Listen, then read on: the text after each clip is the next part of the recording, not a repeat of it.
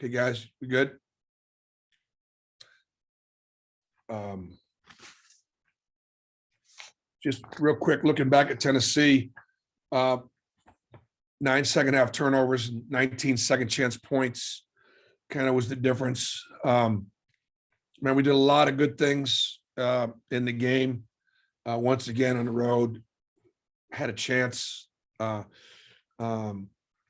and kids really competed, and so obviously we're disappointed. But those are a couple of factors there. Get ready to play Mississippi State. The challenges, Mississippi State, Moenar is a first team all SEC guy. Garrison Brooks was preseason second team. Tolu Smith was one of the leading rebounders and one of the best front line players coming in. DJ Jeffries, a great transfer from Memphis. Moore for a transfer from NC State. It's good. It's a good roster, and it's a roster that everybody kind of thought could be, a roster that could make some noise this year. And in many ways, they have. They're 52 in the net,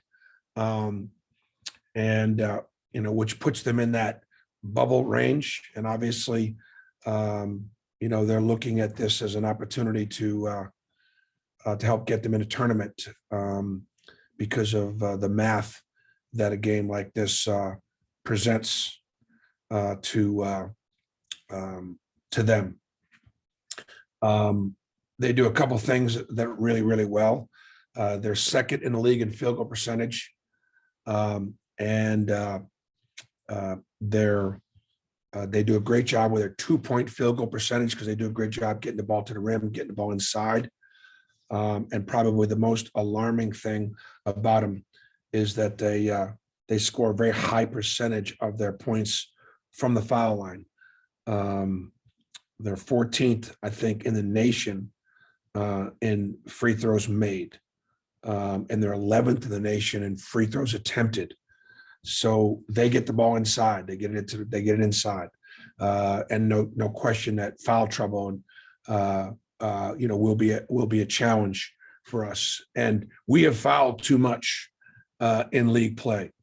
Teams are scoring 24% of their points against us at the foul line. And so it's great to be able to block shots and be aggressive defensively, but we've got to be able to do it, without fouling. And then ourselves, we've got to be able to do a better job of getting ourselves to the foul line. So that's a challenge against Mississippi State. They shoot it so well from two. They got a great post-up game. They got guys can really get downhill. They don't shoot it well from three, and that would be their one offensive weakness. But neither do we. Questions? All right, Coach, we can start with the question from Nathan King. Bruce, you talked about some of the issues y'all had on the glass after the game. Just when you went back and looked at it, was it schematic? Just kind of what did you see were y'all's issues there? And then how much of an emphasis is that Mississippi State second in the league in rebounding rate? Yeah, well, I'm not sure where they're at. They're in the top 3 or 4. I don't know that they're 2. In rebound margin, I think they're 5. I know in scoring margin, they're 5. I mean, that's pretty significant that they've won them close and they've lost them close. There's been a lot of close games. And they lost in overtime at Kentucky, so this is a really good team with a lot of experience. They rebound about 33% of their misses. So does Tennessee, but Tennessee got 50% of their misses. I think part of the issue there was Tennessee's ability to get downhill and draw help, and therefore the backside rebounding was compromised. And so obviously it was a lot of long shots, a lot of long rebounds, a lot of 50-50 balls. Their guards got them. We didn't. Justin Hokanson. Hey, Bruce, just talk about the importance of, you guys have led the standings in the SEC all season, and what would the importance be and the significance be to winning this regular season championship outright versus having to share it like a few years ago? Well, I'm not even sure. First of all, we're in position to win it. And so we want to take advantage of the position we worked so hard to put ourselves in. None of this None of this was given to us. When you guys see Mississippi State up close and personal, you look at them and say, well, boy, they beat Arkansas. They took Kentucky to overtime. They were in last possession games to Tennessee.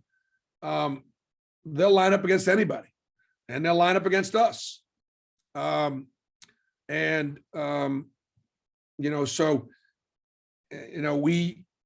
we could find ourselves in the middle of the league this year and still be a really good basketball team, but we're not. We're on top of the league because of the job that the kids have done. So, sir, we would absolutely, this is what you play for. I place a greater value. I have many, you guys have heard us say this many times. The regular season championship of the SEC to me is the greatest prize. It's not the tournament, because the tournament is, 3 or 4 games. And I know what happens in March, you win 6, you win a national championship. But in order to win our league this year, a year where, the league is as good as it's probably ever been, that's historic. So how important it is to make history around here? It's the first thing you see when you walk into our locker room. So it's pretty important.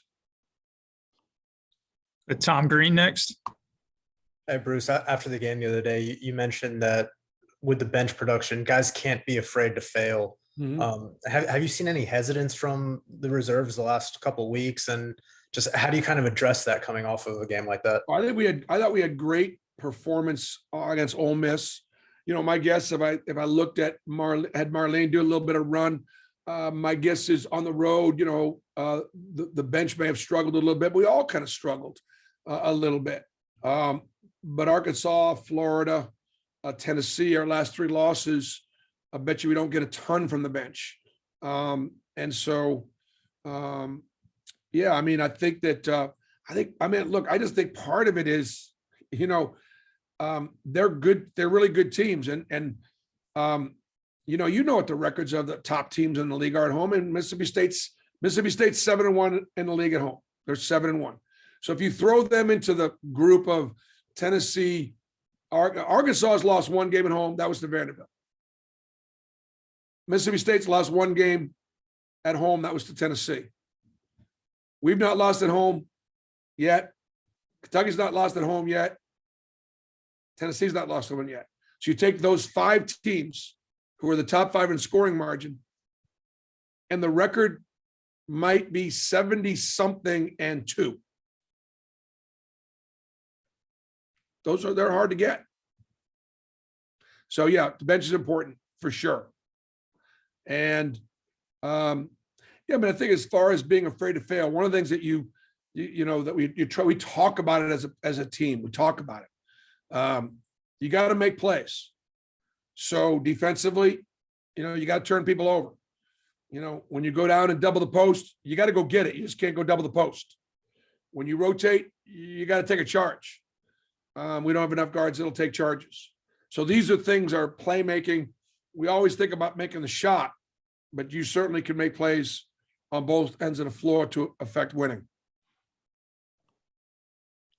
Justin Ferguson. Bruce, you talked Saturday about your guards staying in front of their guards against Tennessee and how difficult that was, how you guys had to challenge in the second half. When you face a guy like Molinar this week, who's really good at getting to the line and really good at getting to the basket, just, what are you telling your guys ahead of this matchup? Yeah, he's great. He's the 3rd leading scorer in the league, preseason first team, really good getting downhill. And, we'll study him on film, and we'll do the best we can to try to stay in front. I thought in the half court, our guys did a pretty good job staying in front of Tennessee. Look, from my standpoint, you hold Tennessee to 67 points at home, and they shoot, 32 or 33%. Man, you just can't fault our kids' effort, right? You just can't. 67 points, 33%. Now Tennessee's a good defensive team. We had a hard time scoring. We didn't take care of the ball, and they killed us on the boards. But even on the boards, it wasn't just about our effort. Our effort was good. They were just quicker to the ball. So we got to work on trying to stay in front. Go to Mark Murphy next. Hey, Bruce, with Tolu Smith back from Mississippi State, who was out a lot of the season, Is that going to be a tough matchup for you guys inside and for Walker in particular and Dylan? Yeah, no, he's played in 16 games. So he's played in, more than half their games. He's a load and he can really score down there. And they need him to score. They like to go to him. They'll post him up. He shoots 56%. He does a great job of getting to the foul line. And there's no question they're going to try to go at Walker and get him in foul trouble. So defending the post against Mississippi State is a big part of defending Mississippi State. Like we said, they're so good from two. Guards get downhill. Garrison Brooks, Garrison's a terrific player. It's great to see him back playing for his dad and down at Mississippi State. And I'm sure they're having a wonderful experience, with that. Garrison was a guy that we tried to get out of high school. Would have loved to have had him from North Carolina. And he's a local guy that's done really well. Bennett Durando.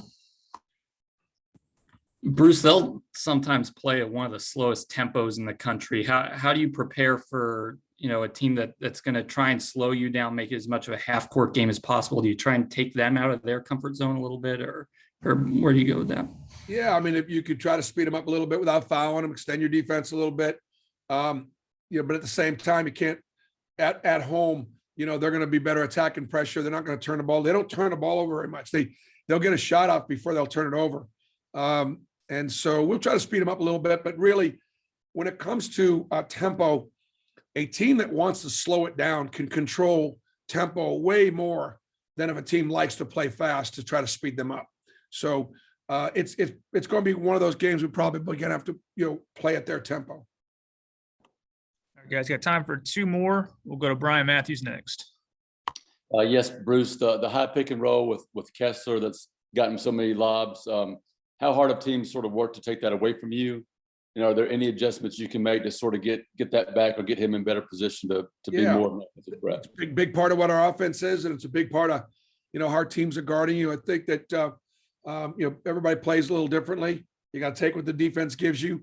And look, obviously, we spent a great deal of time putting, whether it be offensively, putting guys in the best possible positions. We know what they could do. We know what they can't do. And so what do you do as early on as you possibly can in order to win in order to win against the schedule we played? We put our best foot forward. And so now in obviously in scouting, they got an idea of, man, this coverage bothers this guy, or, this is how you guard this guy. This is what his tendency is. And now the interesting thing is take Jabari. All right. You can understand his tendencies all you want. Everybody will recognize what a great player is. And 3 out of the last 4 games, he's obviously put up great numbers and scored. And so, in that case, it really doesn't matter. With the great players. And that's what we all work towards. We all know that when the scouting report's out, can we have something else to go to? And that's what we do work on. That's how players go from being good to great. And so do teams. I'm going to finish up today with New Bias Auburn. Hey, Bruce, hope you have a good day today, man.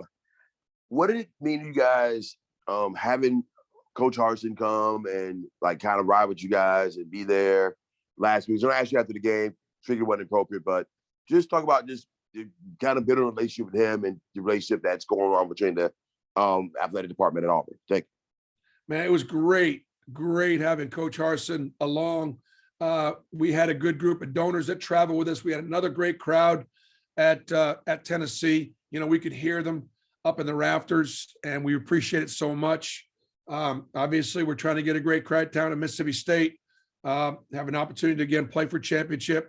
But it was great to spend time with Hars, and he sat in on a few things just to kind of watch us work a little bit.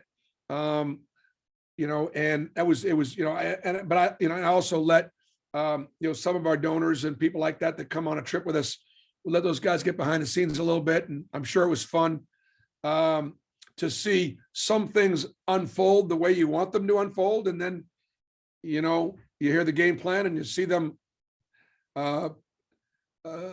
unfold the way you wouldn't want them to, so the game plan is one thing, the execution is something else. But it was it was great. It was a really cool thing to spend a little bit of time with him. And you know, as you guys know, I will travel to at least one road football game every year.